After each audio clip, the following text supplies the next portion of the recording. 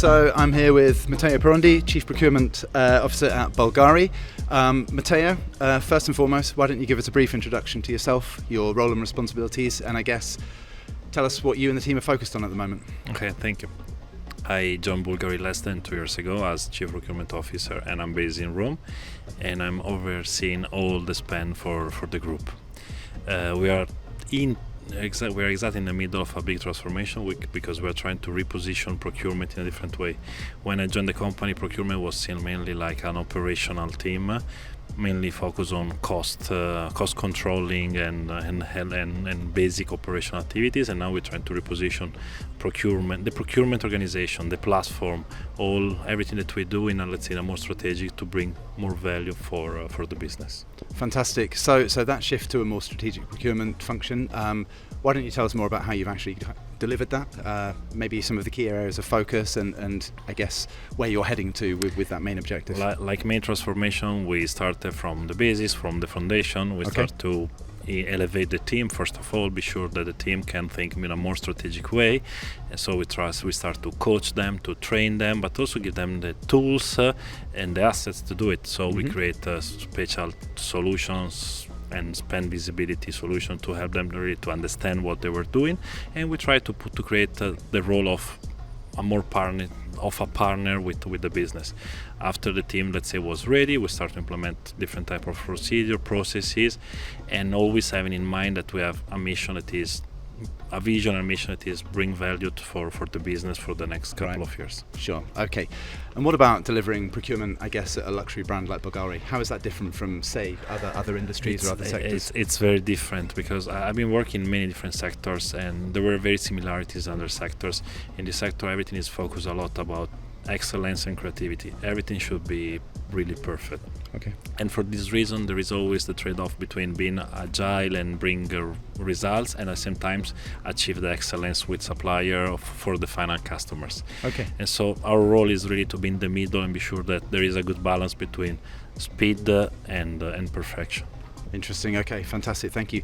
And you talk about creatively transforming procurement. I know that's a kind of thing for you. Could you explain what that means and I mean what that looks like on a practical level?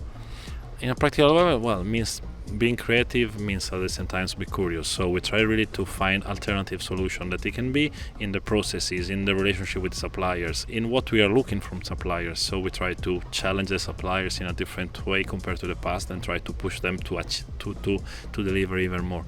I think that the real key words is curiosity. Right, if you're curious, you can be more creative. And nowadays you can use also tools that can help. You can use Gen AI, you can do hackathon with your suppliers, you can do many things with your suppliers to try to foster this creativity.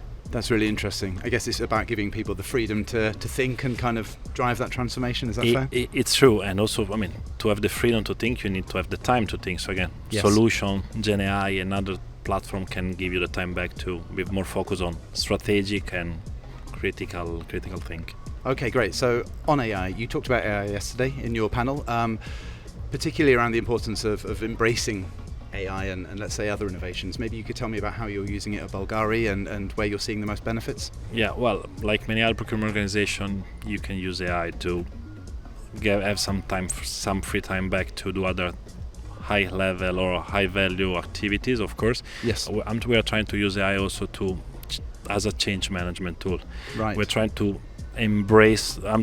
we are trying to push the team to embrace the technology, like to embrace any other change situation that it can be in the market. So the idea is that, okay, you start to embrace today AI, but maybe in a couple of years you need to embrace another technology. What is important is the mindset to be able to accept a new technology and start to use it. Interesting. Because everything can really change in a matter of years nowadays.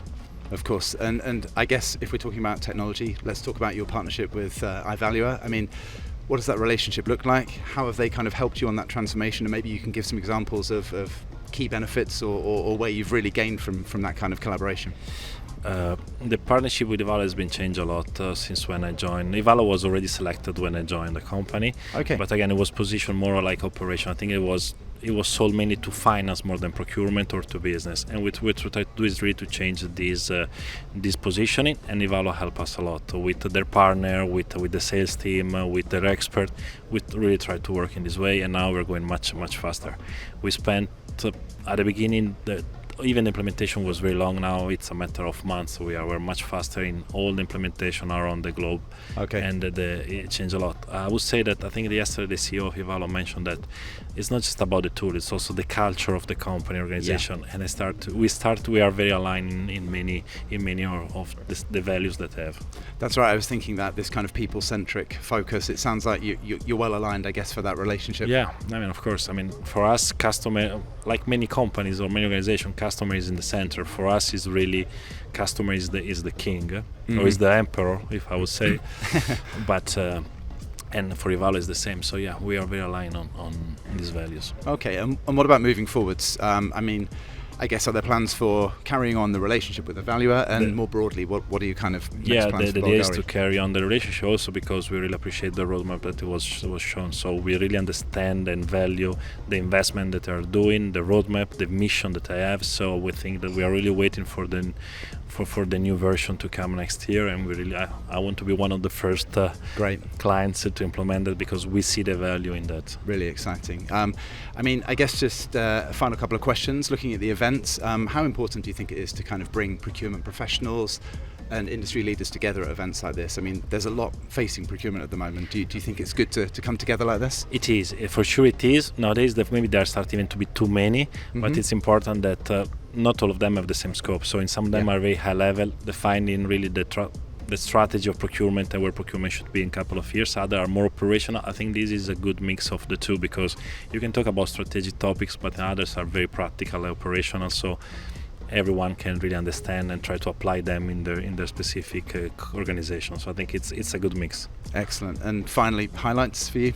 Anything particular that stands out or resonates with, I guess, your journey and where you're heading? Well, actually, US is a market where we're investing a lot. It's a very interesting market for us. So knowing that Ivalua is growing a lot and start to have many partners in this area, in this country, is also important for us. Excellent. Sounds like an exciting few years ahead, Matteo. Thank you so much for joining us. Thank you very much. Hope you enjoy the rest of the day, and thank you. Thank you very much.